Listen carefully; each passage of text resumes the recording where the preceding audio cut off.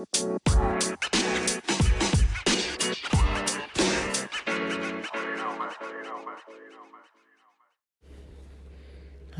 so, the Four Agreements book, pages 10, 11, 12, 13, and part of 14. Let's see. So, it starts going into,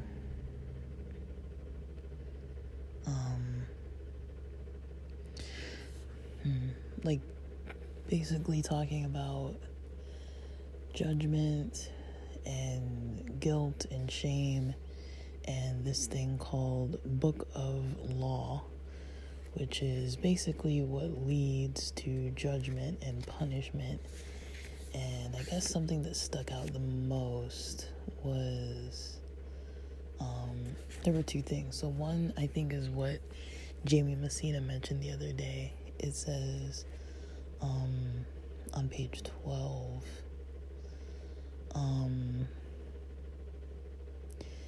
the human is the only animal on earth that pays 1,000 times for the same mistake. And talking about how different people in our lives treat us differently for mistakes we've made in the past, as well as how we treat ourselves about those mistakes, and how it can basically create like this belief system.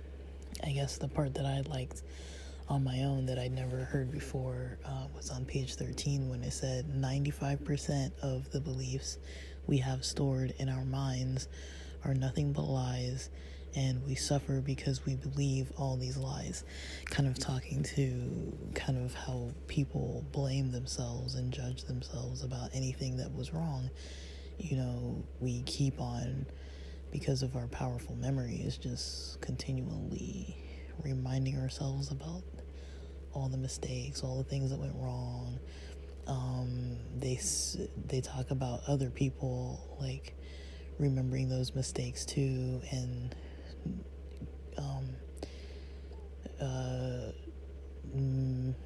doing something what's called to us emotional poison,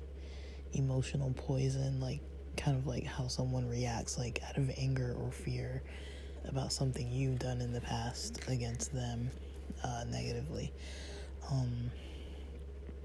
And it kind of reminds me a little bit of, in psychology, how there's the concept of CBT, in cognitive behavioral therapy. There is this process where, you know, you're starting by identifying kind of what's going on and just kind of being able to observe the issues of distress and kind of patterns along the line of like what happened, what was the precipitating event that made this distress occur, and what is the distress that occurred with the event.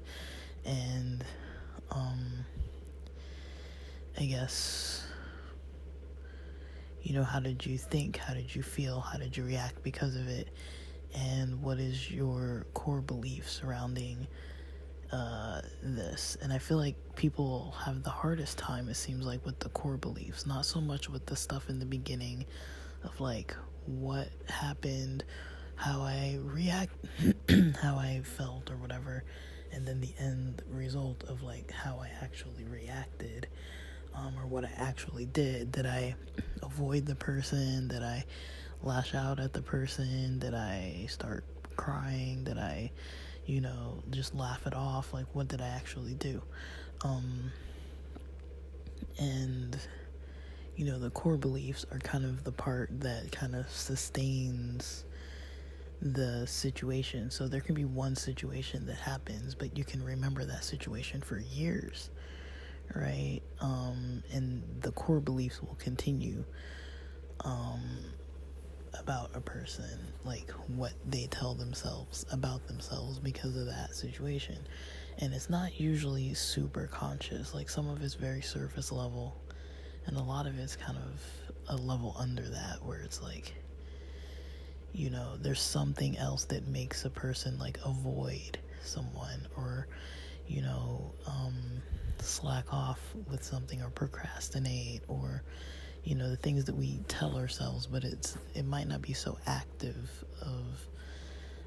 like obviously telling ourselves things. It might just be something that seems like I'm subtly not able to get past a certain hurdle, and usually it's because of some kind of core belief that we don't really actively spend a lot of time telling ourselves. And so that's it for those pages. It's late. I don't want to be recording too late, but it's nice to kind of read at night too. I do like reading in the evenings, so it's nice to kind of read at night too. So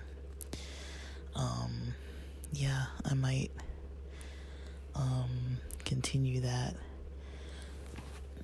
I'm listening to an audiobook at night, which I don't think is a good idea because I actually really like the book.